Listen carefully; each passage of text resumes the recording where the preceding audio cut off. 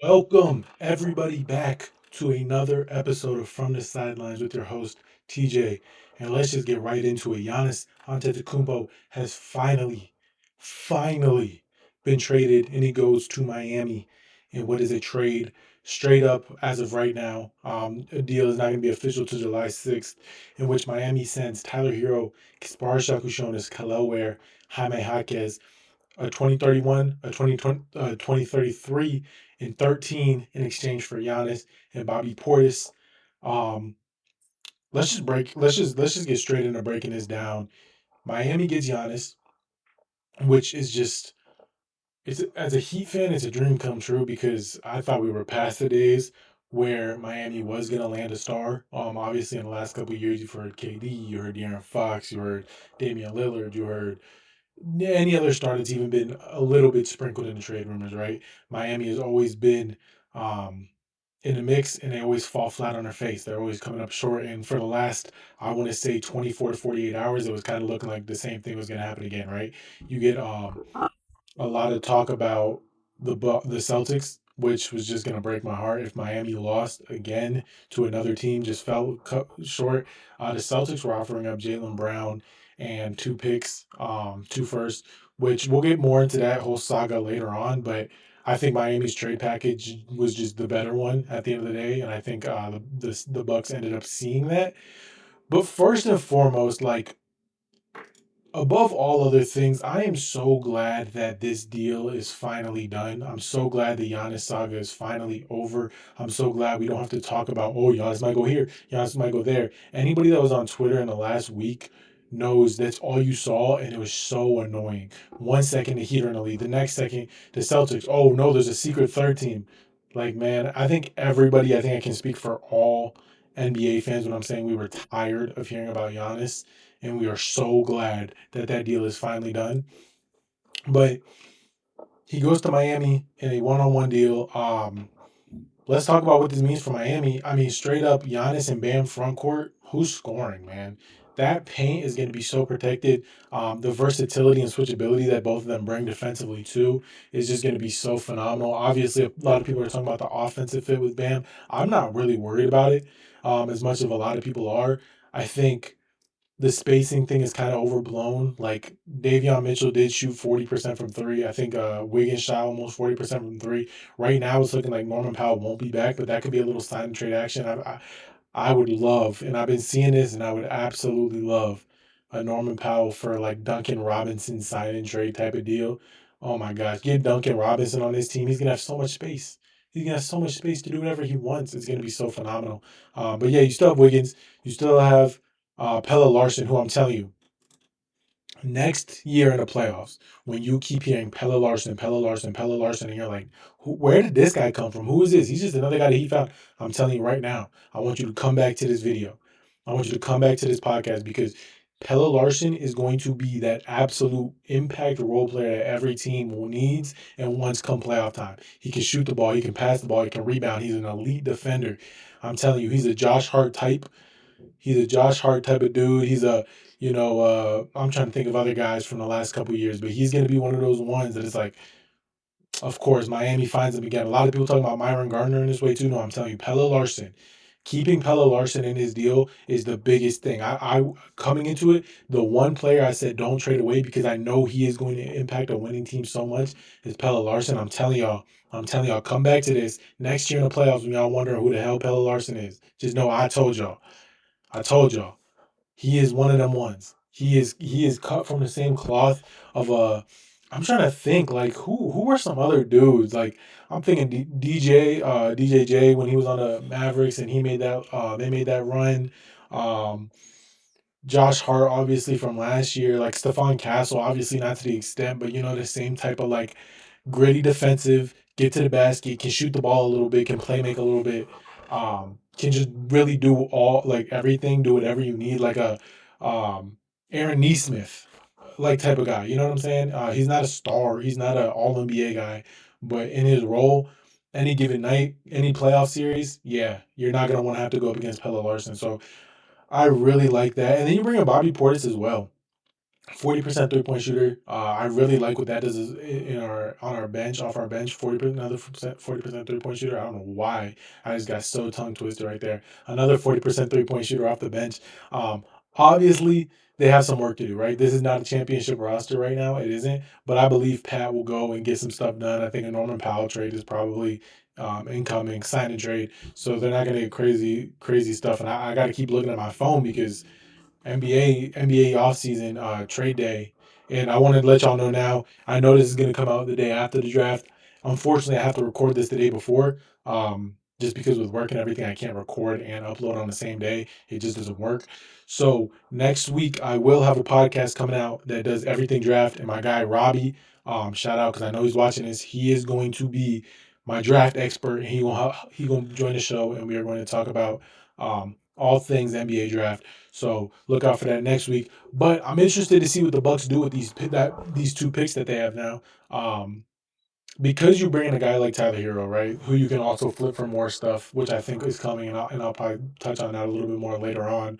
Um, what do you do at? I think they have 10 and 13. Like what are we doing there? I think like a guy like LeBaron Philon, I think is somebody they're looking at. Ade Mara, I know is a guy that they've kind of been linked to, but now it's like you got Khalil Ware, you still have Miles Turner, who I think is probably on the move. But I mean, I think they're in a spot right now where it's like regardless of who's there, whoever they like, they draft. If for some reason, they like I'm blanking. Like I'm not a draft guy. I'll tell you right now. So I'm blanking on who's going to go in that range. But they really aren't like married to anybody. They're not married to Khalil Ware, right? So if you like a big, you get a big. You're not married to Kaz Yakashonis, even though and even Ryan Rollins. So if you like a guard, you go get a guard. They're in a spot right now in a draft where they really not that they can't miss, but it's going to be hard for them to miss because this is also a stacked draft class. Like there's so many good players in this draft. Um, I'm so glad that this got done last night. Of course, I'm sleeping, and my guy Robbie, who's joining the show next week, calls me, and I instantly know I was like, "Yes, bro! Finally, Giannis got traded." And then I saw that it was to the Heat. And I'm like, "Let's go!" Because if you didn't know, I am a Heat fan. So, but let's talk about more like what the Bucks are gonna do with Tyler Hero.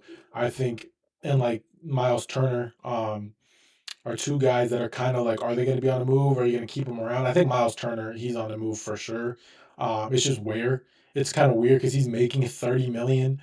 Not many teams are going to want to pay 30 million for Miles Turner production. I think Miles Turner, he's the ideal center. He's like, if you could create a guy on paper, like a center on paper, that's kind of the guy that you'd come up with. He can defend really well. He can shoot the ball really well. But for some reason, it's just like never been that easy with Miles Turner. Um, and then there aren't a lot of teams in position to go trade for a $30 million a year center. So I'm interested to see what happens with that. I think they won't be able to get much value out of him. And then a guy like Tyler Hero, I think there's still so many teams that are probably out there looking. I think Detroit still makes so much sense to me. I really, really, really hope he goes to Detroit. I think that would just be such a good match made in heaven um, for like a Ron Holland and whatever the hell else. I was just really surprised that this was just a 1-for-1 trade. I thought it was going to definitely be a three-teamer, and then you get Shams come out like finally the first time Shams is talking about the trade, and he's like, "Yeah, no, this is going to be a 1-for-1 for now." He said for now. Because the deal's not going to be done till the 6th, I think is why a lot of teams didn't get in on it. And now like that it's set and it's in stone. I think more teams can get in on this. I expect Tyler Hero to be rerouted, even though I know he's from Milwaukee and he would love to play there. I think it would be fun hoops watching him, Ryan Rollins, Khalil Ware, just watching the Heat, but in Milwaukee. It would be fun. Tyler Hero is such a good player, though. I want to see him. I want to see him somewhere winning.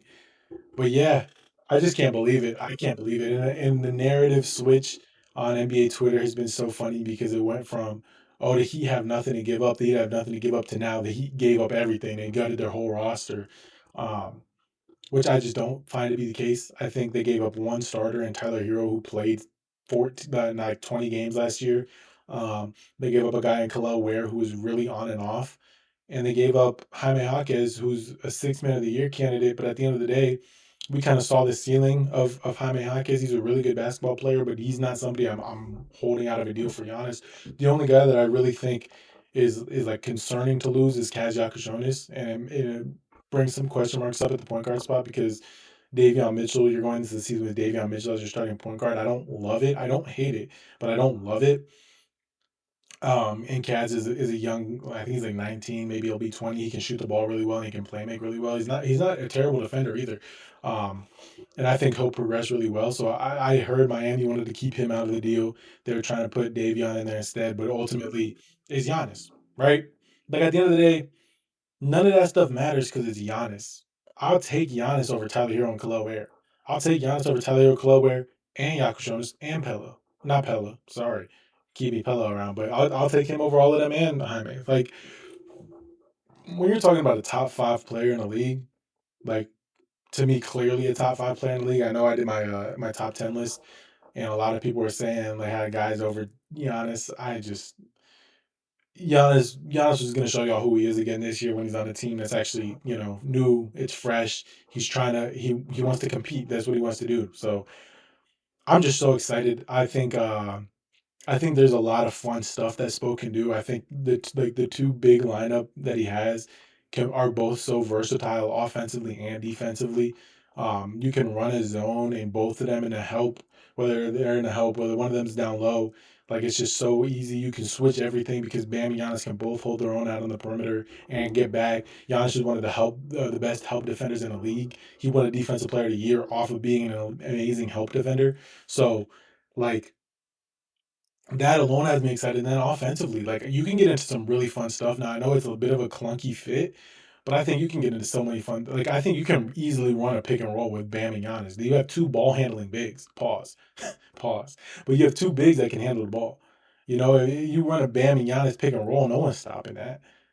Bam can stretch the floor, and I only have faith that it's going to go up. I think Bam as a second option versus being relied on as a first option. I think he's going to come back out and show people like, no, no, no, I'm that guy. I'm the best defender in the world, and I'm also a 20 point per game scorer. I don't think his production is going to drop that much. I think his efficiency is going to go up, but I think his numbers going to stay around at that 18 to 20 range. Like I don't see him having a big fall off just because Giannis is here at all. Um, but I do worry about the space, not the spacing as much as the shot creation. Outside of Giannis because yeah, like and if you lose Norman Powell, you can't go into a season with Davion Mitchell and Wiggins and Pella. Like those are your three like offensive threats outside of Giannis and Bam. Like you need to get something else. I think a guy like Anthony Simons. I really like Quentin Grimes. I really like those two's fit. Tim Hardaway Jr. I think Chris Middleton is almost like a shoe in to be a Heat. I've seen Klay Thompson. I mean, I've seen just about everyone. I see a lot of like big names trying to push LeBron to Miami, and I think I'm good. Like I think I'm good. I mean, it's LeBron, but I think I'm cool off that. If that's I don't know. I mean, obviously, I'll take LeBron, but I just don't. I don't see him. I don't see him for one coming here. For two, like I don't think that is like whoa championship. We might be a year away still. Like the Heat might still be a year away from being a contending team. Like I don't think right now I look at that roster and I go, yep, this is the finals team. I don't think I look at it like that. But I mean, Bam, Giannis in the playoffs. If he can stay healthy, anything can happen. Anything can happen, and they're not overly in a rush. And I trust Pat Riley. I trust Pat Riley to go and make the small moves that matter, sign the little guys that matter. Um, like a sign and trade for Duncan Robinson, Norman Powell swap, and then you bring in a Quentin Grimes and you bring in a Chris Middleton. I think that instantly is like, okay, now you just need to get a backup point guard and maybe a backup five, and you're good. And I think like Wiggins is a guy that can still be traded. I don't think he's 100% safe. Jovic is a guy that you can use that money to go get someone else. So there's still a lot of avenues for this team to get better, and they don't have to be married to this roster. Like it's not like they have no money to trade. They have no like they still got Jovic. They still got Davion Mitchell's contract. They still got Wiggins if he does accept his player option, which I'm sure he will, which is $30 million. Like they got some contracts. Most likely the Norman Powell thing is gonna have to be a sign and trade, so you can get some out of that. Like there's a lot of good options for Miami, and I'm really looking forward to see what else Pat Riley does. But just out of all things, the biggest domino is out of the way. It's out of the way. We're done with it. Giannis is traded. Celtics don't got to worry about it no more. The Timberwolves, if they were really even and undid, don't got to worry about it no more. Like everything else can just start happening. Kawhi trades can start happening. If Jalen Brown for some reason is going to get moved, that can happen. Um, Whoever else, you know what I'm saying? Like now the off season can really start. We got the draft tonight. Like everything is the perfect timing for the Giannis trade, in my opinion. Perfect timing, and I kind of expect a Kawhi or Jalen Brown trade to break at any time now. Really, the Jalen Brown one is interesting though. Going back, talking about the Celtics a little bit more. Jalen Brown is in a position where he probably is kind of done being on the Celtics as they've tried to trade him for like multiple seasons. I mean, not in a row, but there's been like 3 or 4 different times where he's been like heavily like dangled. Like, oh, we're really offering this. And he's in a position now where he can be like, you know what? I'm done. I'm cool. I just showed y'all what I really can do. I led us to a second seed as the number one guy. Um, and I hooped and I was an MVP candidate and all of that stuff. And now he's in a position where he can put pressure on the front office, trade me. And the Celtics are in a position where there's no one to trade him for. And I think that's great for Jalen Brown. I think it's great for Jalen Brown. I think Jalen Brown needs to go in there and say, I want to go to X, Y, and Z. I don't care what y'all want because I'm not sitting around here. I'm not staying around. I think he just need to. I think it's time. I want to see Jalen Brown go somewhere and really prosper. I would love to see him in Atlanta. They don't have anything that the Celtics would want, but if I'm Jalen Brown, why do I care? Why do I care? Y'all tried to do me dirty, so now I'm doing y'all dirty. That's the way I look at it if I'm Jalen Brown. I'm really cool off of like if I'm the Celtics, I'm cool off trading him because just looking around the league, the teams that would want him, like a Portland, what are they giving you? Are they gonna give up Denny? And even if they give up Denny and it's Denny, Drew Holiday, I don't even know what can make the money match. Is that moving the needle if I'm the Celtics? No, I'd rather just keep Jalen Brown. Detroit, what the hell does Detroit have to offer? Ron Holland, beef stew, and I don't know, Duncan Robinson's contract or something? Like I'm cool. I'm cool if I'm Boston, excuse me. You know, Atlanta, like what Zachary Rich I say in the first, I'm cool. Like I'm cool. But if I'm Jalen Brown, I don't care. I don't care what y'all want. Y'all wanted to trade me for Giannis, which I thought was stupid. Y'all wanted to trade me for Kevin Durant, which I thought was stupid. And I'm blanking on who the other guy they were trying to trade him for too. But like y'all throw me in trade rumors the second it gets to it. So now I'm done. Now I'm done with y'all. Now what? Now I'm done with y'all. Now what? I think, and it's so funny to me that the Celtics of all people were the ones that were like, we're not giving up Hugo Gonzalez or Baylor Shireman, and that's kind of why the deal didn't end up happening with them. I think it's so funny just on Twitter because it's such a Twitter thing where it's like, oh, the Heat want to get everyone, but they don't want to give anyone up. The Heat want to get blah blah blah, but they don't want to give up Tyler Hero. The Heat want to get blah blah blah, but they don't want to give up Spartak Jonas. They want to give, and the Celtics want Giannis, but they won't give up Hugo Gonzalez or Baylor Shireman. Fringe rotation dudes who probably will be a little bit more heavily in a rotation this year, but they're not stopping me from getting Giannis. I don't know. I don't know. I couldn't believe that when I saw that report come out. And then we had another trade to kind of get away from the Giannis thing for a second because my mind is just all over the place about the Giannis thing. I'm so excited. I think there's so much he can do in Miami. No, I don't think we're a contender yet, but I think there's just so much we can do. Um, like there's so much Spo can do. I know Spo's just like he get a star and they turn it around like that. You know, even the Jimmy Butler, they get Jimmy in the next year in the finals. They get Shaq, they go to the finals. They get LeBron, they go to the finals. You know what I'm saying? Like obviously LeBron was different, but like I'm really excited to see where this team can go. Um, but transitioning into the other trade, we got a really surprising one and shocking one, and kind of everyone was like, "Bro, I thought this was the honest one." Nicholas Claxton to the Bulls, Julius Randle in 28 to the Nets, and then the Timberwolves get 33 back. So the Timberwolves had to move back 5 spots to trade away Julius Randle, which was mind blowing to me. I cannot believe that Julius Randle was that negative of an asset that they had to trade away a top, I mean, a first round pick and go back 5 spots just to get rid of him. That was just kind of crazy to me. Um, the Timberwolves are such a sad like I want to say a sad story. They're not really a sad story, but it's just like they had it so good for a second, and then they just traded away Cat for no reason. I still think that trading away Cat was one of the dumbest things that they've ever done.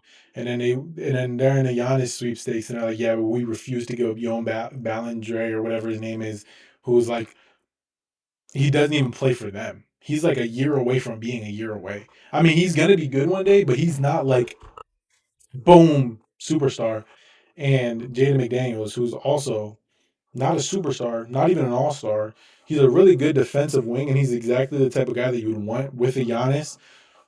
But I'm personally giving him up for Giannis. I don't know about y'all. If I can pair up Anthony Edwards and Giannis, there's like I don't know, especially out west. I'll take Giannis over Jaden McDaniels in two firsts or whatever it was going to be. I don't know if Giannis would have wanted to go there. I don't know if he would have resigned. They were saying he would have, but he'd been saying he wanted to stay in the East. So like, I don't think that trade was going to go through regardless. But just to hear them say they didn't want to give up Jaden McDaniels for Giannis is kind of like mind blowing.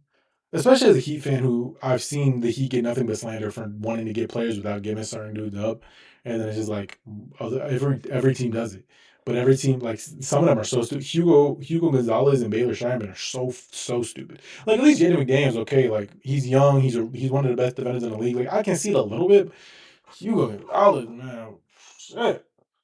I would have said Hugo, go pack up 2 bags. We're gonna trade you and your brother. Like I don't care.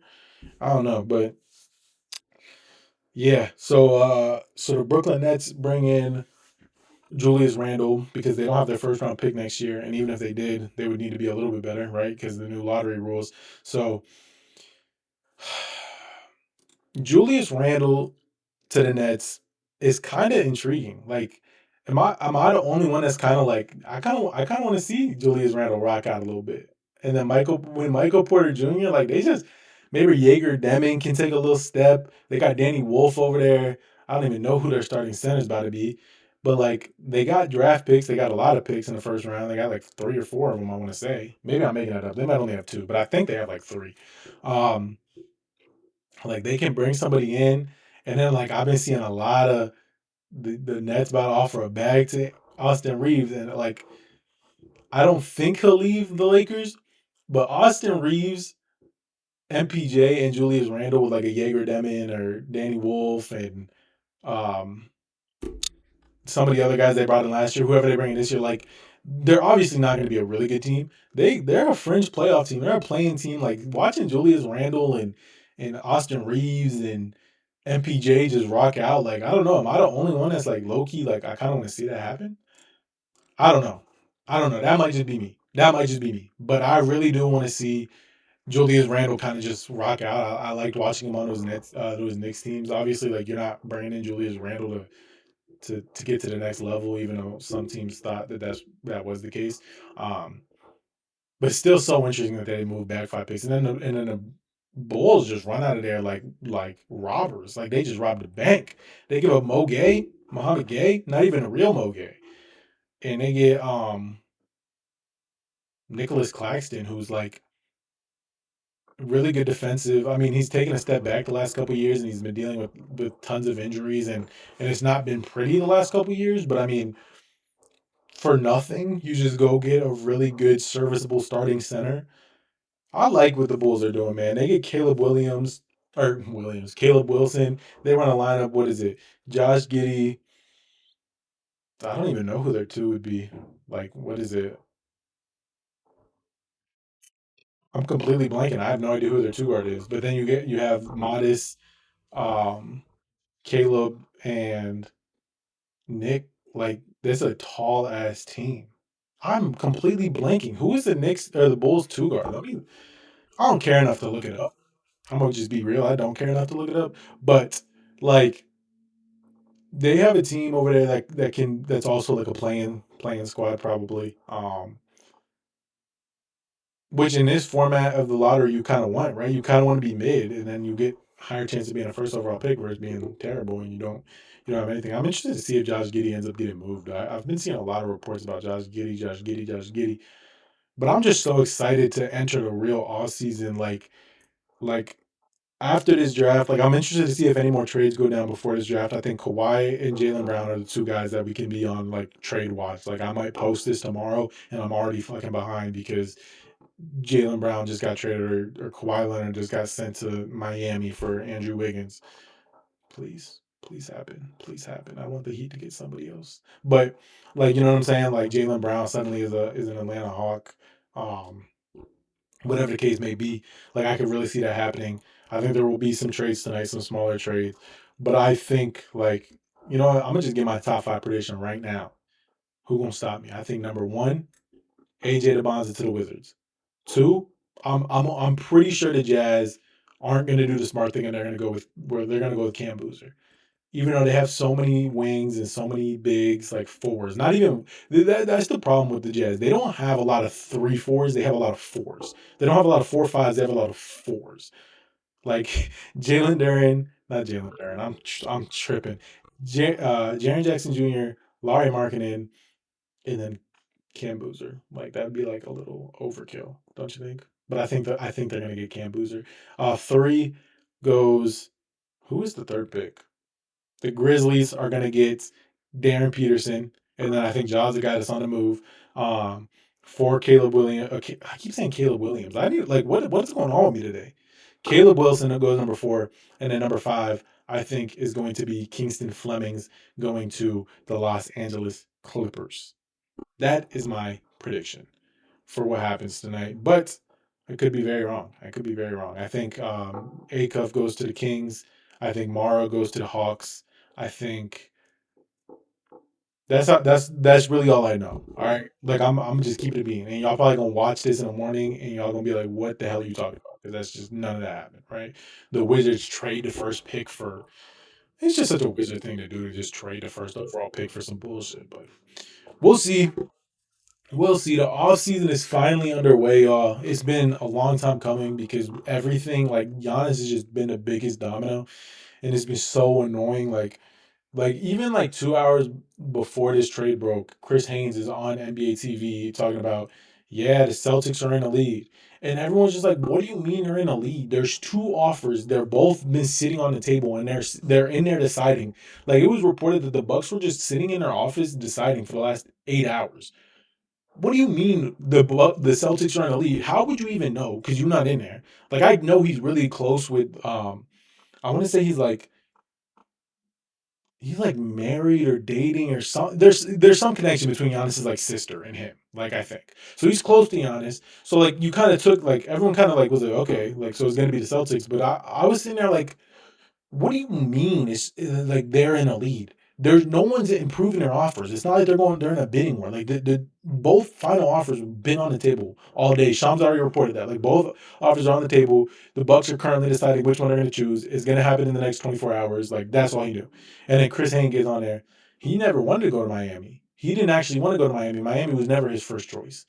But all off season, all we heard was he wants to go somewhere sunny. He wants to go somewhere with no taxes. He wants to go to a team like the Heat were one of the only teams he's willing to resign with. So where all this stuff from Chris Haynes came that he wasn't, I don't know if that's literally was Giannis's or was the Bucks camp trying to just be like, "Yep, Heat we're done." So the Heat were like, "Okay, fine, we'll give you Kaz." Like that's something I could see it being the case. Like, fine, we'll give you Kaspar Jones. Maybe Kaz was being held off the board, but I really don't think so.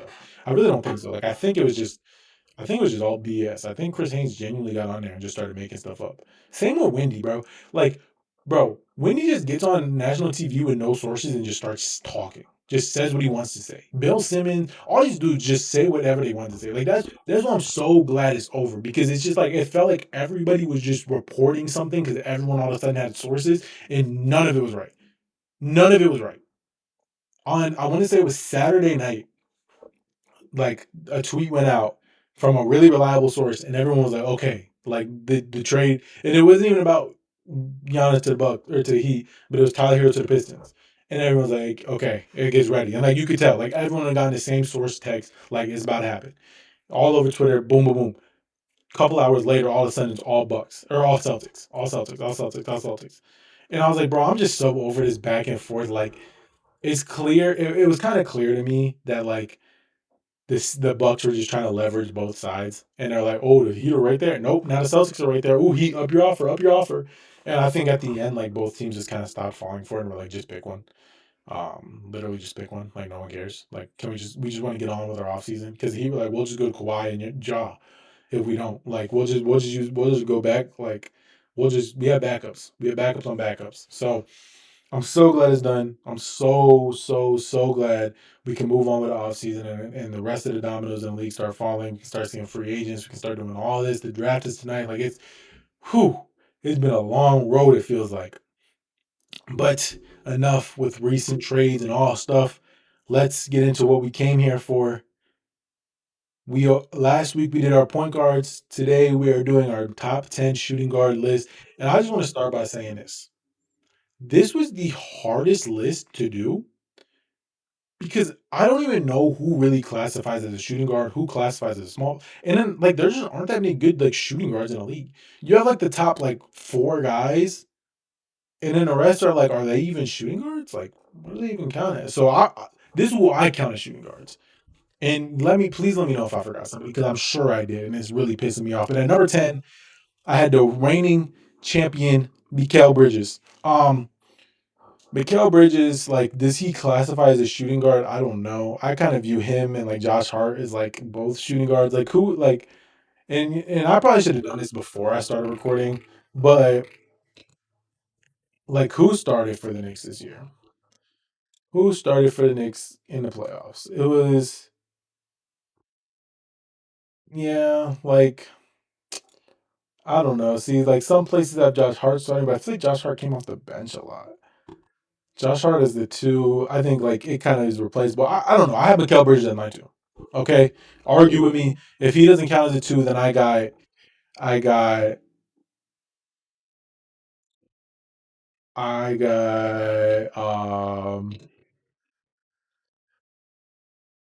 Like I can't even think of someone. Like I don't want Josh Hart. I don't want Josh Hart right now. I don't know. Like James Hart. No, James Harden's a point guard. Yo, I don't know, bro. I don't know. Okay, I don't know. I don't know. I don't know. I don't know. I don't know. I don't know. I don't know. I don't know. I don't know. I don't know. I don't know. Like I don't know. Shooting guard is such a weird position because so many people that play shooting guard don't actually full time play shooting guard. So like maybe I got like Zach Levine or like CJ McCollum or I don't know. We're just gonna say Mikal Bridges though, and we're gonna move on to the next guy. Mikal Bridges, 3-and-D lockdown, but he's not really giving you the production anyone else is. Defensively, he's a monster, but he's not really giving you the production of a guy who I got at number 9, who is Desmond Bane. Um, if you would have came to me last year and said Desmond Bane is number 9 shooting guard in the league, I probably would have looked at you a little crazy. I'm like 9, like that low. But looking at the guys above him, mm, there's an argument.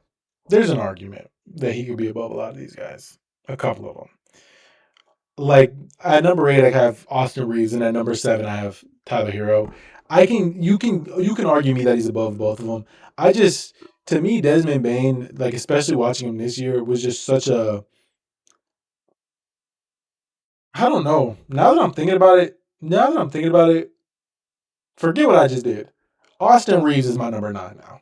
Austin Reeves is my number 9, and the only reason he's number 9 and he's so low for me is because he's not doing he hasn't consistently shown he can be like the number one option. Like I feel like a lot of these guys have been like more of a number 1 or number 2 even. He took a major step this year in scoring and playmaking. He was actually really good. And I have no negatives to say about Austin Reeves, right? It's just like I haven't seen it enough. I haven't seen it enough consistently as him being like the guy, whereas everyone above him, except for maybe 1 or 2 people, but I just valued him a little bit more. Um, have. And number 8, I'll put Tyler Hero. I actually am gonna move Desmond Bain up to number 7. And number 8, I got Tyler Hero, who if he could stay healthy and he was on in like this year now that he's on a different team, I think a lot of more people will see. He's an absolute bucket, man. 3-level scorer, one of the best catch and shoot 3-point shooters in the league. An elite 3-point shooter. He can really score at all 3 levels though. Mid range is money. He can get to the basket. He can play make. He's taking very big strides at playmaking. Um, and I guess like him and Austin Reeves has kind of always been a debate because they're the white guy, kind of play the same way. I like Tyler Hero a little bit more, only because I've seen it more consistently as him.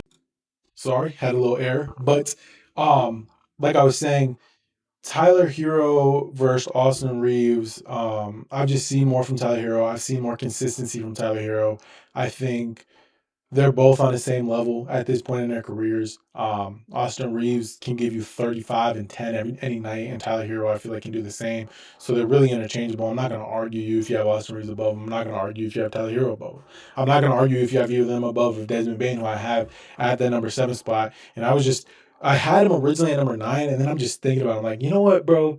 Desmond Bain was really hooping on that weak ass Magic team this year. Like, he was really in his bag doing his thing. So I give him a little bit of a nod. He was really just scoring. Like he was everything for a team that couldn't score the ball and couldn't be offensive. And Desmond Bain's been doing this for years. But those three guys to me they're all kind of like the same tier, the same mold of player, really offensive minded, two guards, and they're all really elite. So I don't really have any problem with them. But I do think Desmond Bain is probably the best of the three of them. I think he's the most consistent. I think he's the most well rounded of all of them. Better defensively than either of the other two. Um, and can kind of lead your team a little bit more. At number 6, call me crazy, I got Stephon Castle. Now, I know in the finals he was really inconsistent offensively. However, all season he was so good. Coming in the whole postseason, besides the finals, he was so good. Defensively, he's already a top like 5 defender at his position. So versatile, just can muddy up a game, and then he can play make. I mean, he's really a point guard. He plays the two because of De'Aaron Harper, bro. De'Aaron Fox and Dylan Harper kind of both come in and play the one, but he handles the ball a lot. Um, he's starting to be able to shoot a little bit better. Still can't do that, but he can get to the basket with ease. Defend at the highest level, play make. Obviously, he's got to cut down on the turnovers. And I try not to do these lists based on potential, but with a guy like Stephon Castle, it's hard for me to not put a little bit of potential in there because he just has potential to be so much better than the rest of these guys. Like he's already at the level and he has potential to be so much better. Um, so that's where I have him. And at number 5, I have Amen Thompson. Now the thing with Amen Thompson is this. Offensively, you never know what you're going to get from Amen Thompson. Some nights he'll give you 25, some nights he'll give you 12. Some nights he'll give you 6, some nights he'll give you 22. Just kind of inconsistent there. But the playmaking's there. And then you don't even have to talk about the defense. He's one of the best defenders in the world already. And it's going into his third year now. He is one of the best defenders on the planet. Um, he's the only knock I have for him is he just can't shoot the ball, but he's aggressive. You know, for somebody who can't shoot the ball, he's still aggressive. He's not a Ben Simmons where he can't shoot the ball. He doesn't want to score. Like, yo, he tries to get to the rim. He'll try to dunk your ass. Like, he he is really he's really just kind of a well-rounded shooting guard. Besides the fact that he can't shoot, but yeah, Amen Thompson is otherworldly. And even thinking about it now, like I guess Asar Thompson doesn't play as much too, but yeah, I would have had him on this list probably over Mikal Bridges if I'm just being completely honest. Just defensively, they're just in a different level. Obviously, Asar Thompson is a far better defender than Amen Thompson, and that's crazy to say because of how good of a defender Amen Thompson is. But yeah, Amen Thompson athletically crazy, can play make crazy, so young, can score the ball, and he's just only getting better. He's gotten better every game. It kind of feels like he's just one of those guys who's just going to be like I don't know. I feel like he's kind of changing the game a little bit. Like I feel like he's kind of coming in the league and he's going to kind of change it. Like, nah, everyone don't need to shoot. I feel like it's coming more of a thing. Like these guards are coming to the league where they don't have to be 40% 3-point shooters anymore. Like him, not Amen Thompson, Stephon Castle. Like you know what I'm saying? Like Dylan Harper. Like they don't need to shoot the ball at a 50% clip, 40% clip to be effective. Now, obviously, it does limit them. Like that's why a guy like Stephon Castle can shoot a little bit and Dylan Harper are like still significantly offensively better than them because they can a little bit. But I like the fact that Amen Thompson is not just like, well, I can't shoot, so I'm not going to try to score. I like the fact that he's still aggressive. But that brings me to the top 4, which I think everyone kind of knows who the top 4 guys are. At number 4, we got Donovan Mitchell. This postseason run left such a sour taste in my mouth from Donovan Mitchell. I'm not gonna lie. I know he's really highly taxed with what he had to do, but I've seen him do it before. I've seen him on the Jazz teams where he was really the only guy. I've seen him on like even the Cavs. Like I feel like last year, he was really good. So this year in the postseason, he had a couple really good games. He had that like 30-point quarter. Like he did some really good stuff. just wasn't consistent enough for me, for my liking. And that's my biggest thing with him. It's just like he can't. It feels like that team just can't get over the hump, and maybe that's part of the reason why I have him lower. Is that the Cavs of the team just can't get over the hump, and he's been there the last couple of years, and he's not helped them get over the hump. So yeah, that's kind of what I'm looking at now. I'm like, come time, like he's not. He's really jump shot reliant too. Like he gets to points where he's just shooting, and he can't get it to go. I don't know. I just personally, I'm a guy that likes Devin Booker's game more than Donovan Mitchell, who I have at number three. Um, Devin Booker, for the longest time, I argued was the best shooting guard in the league. Obviously, two guys have come in the league and kind of blossomed since then. Devin Booker, though, consistent. He's been in the league 10 years now, which is crazy because I think he's only like 28. He's so good, so efficient. Just I just want to see him get on the team that plays winning basketball. Like I want to see what the difference would be if he was on that Cavs team versus Donovan Mitchell, like on that Suns team. I think Devin Booker just knows how to lock into his role. If he needs to be defending more, he can defend. If he needs to be playmaking more, he can playmake. He needs to score the ball. Okay, I'll give you 40. I think Devin Booker did take a little bit of a step back this year, especially with like the scoring aspect of things. But I think he's just still so elite. I mean, as far as two guards come, he's been consistent. He's been one of the best in the business for the last decade. Has 70 points in a game, never forget. Shout out Bro Wattis, never forget. But yeah, no, Devin Booker, I like him over a guy like Donovan Mitchell. Even though Devin Booker in the playoffs didn't do too much, but they went against us. Who'd they go against? They go against the Lakers? I don't know. I think they got swept. It wasn't pretty. No, they went against the Thunder, right? Maybe. Who knows? Who cares? They lost in like 4 games and were really bad. Um, so were the Cavs. The Cavs were so bad in the playoffs. Donovan Mitchell was so inconsistent in the playoffs. I couldn't have him above Book. And then obviously at number two, I got Jaylen Brown, MVP candidate for a lot of the season. Led the Celtics to a 2 seed when Jason Tatum was out for the whole year, and they traded away Porzingis and Drew Holiday, and it kind of looked like it was going to be a down year. Jaylen Brown came in and was just 30 points a night, just elite defensively. And it was like really like surprising to me, honestly, because I always knew Jaylen Brown was a really good player, but like last year I would have had Mitchell and Book over him. But this year he kind of proved like he can really carry his team. Like that's why when the rumors are coming up and stuff, I'm excited. Like I would love to see him get moved because I really want to see what he can do outside of Boston. I don't even think I think the play style Boston plays with is not even a play style that really suits him as a player. Like Missoula ball, I don't think like. I mean, I'm not a fan of Missoula ball in general, but I think like getting a guy like him outside of Missoula ball because he's not. I mean, he's gotten a lot better and he is a pretty good 3 point shooter. But like, I don't know him on like a Hawks team or something, just as the number one guy, but like not like how it was on the Celtics, if you know what I mean, because like Tatum was injured and it was like they had low expectations. Like, no, I want him as the number one guy on a Hawks team that's like already good, and then they get him as the last piece and they're going. You know what I'm saying? Or even like on the Pistons, I know he wouldn't be the one like the number one option, but like playing alongside a Cade Cunningham instead of a Jason Tatum, I feel like would be like similar type of vibe to what we saw this season from him. But yeah, I mean, I think the most unexpected season that we saw. I mean, he's a Finals MVP. He's an All NBA player, All NBA second team. Like he can give you All NBA style defense when he needs to. He can play. I think the playmaking is kind of where he lacks compared to a lot of the other guys on this list. But you don't need it when you got a guy that can just dominate the game like Jaylen Brown does without really having to play make. I don't know. I just was so enthralled with what I saw from him this year. I love Jaylen Brown. I've always loved Jaylen Brown. Um, Such a clutch player too. Like it just I don't know. Like he's gotten so much better. Like I feel like he's genuinely gotten better every year.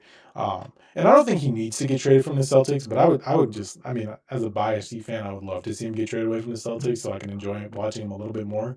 But obviously the best shooting guard in the league, I don't really think it's a question, is Anthony Edwards, right? Um, we're talking about a guy who led his team to two back-to-back conference finals appearances with, which you would argue is not very good help, especially offensively. He's never really had another guy. I mean, he did have Karl Anthony Towns, and then Julius Randle was his number two, and he got like Rudy Gobert, his team has never been crazy, but he's always made them look so good since he's into the league, and then he's just gotten better every year. He came into the league and he wasn't a great 3-point shooter. Now he's one of the best in the business. He's like a 40% 3-point shooter. Came into the league not really being able to play make that well. Now you can play make the hell out of the ball.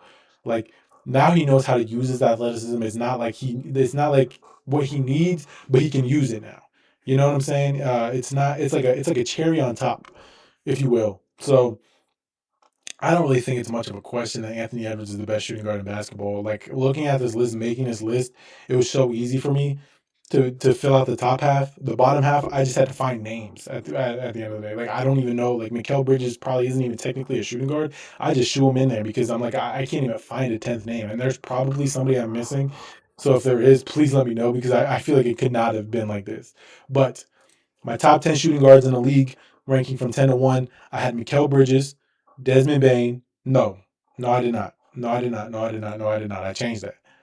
My top 10 shooting guards in the league from 10 to 1, I had Mikal Bridges, Austin Reeves, Tyler Hero, Desmond Bain, Steph Castle, Amen Thompson, Donovan Mitchell, Devin Booker, Jaylen Brown. And as the number one shooting guard in the league, I had Jalen. No, I didn't. I had Anthony Edwards. So let me know if y'all agree with that list, who y'all would have instead of that. Um, but that'll do it. I think that'll do it for today's episode. I was so excited to record this one. I could not wait to talk about the Giannis trade. I'm really looking forward to next week when we'll have our guest Robbie on the show. We'll talk all things about the draft. I'm sorry once again that I couldn't get it out to y'all today because I know it's Wednesday now, the day after the first round. But working 9 to 5 every day is kind of impossible to record a podcast and upload it the same day if I wanted to, you know. I mean, I could upload it at 8 p.m. if y'all wanted me to, but I don't think anybody wants that. So, yeah. So we'll be back next Wednesday. We'll be talking all things draft. Hopefully, some other trades go down. Hopefully, there's some more stuff, and then of course, we will have our top 10 small forward ranking. But until next week, I'll catch y'all boys later.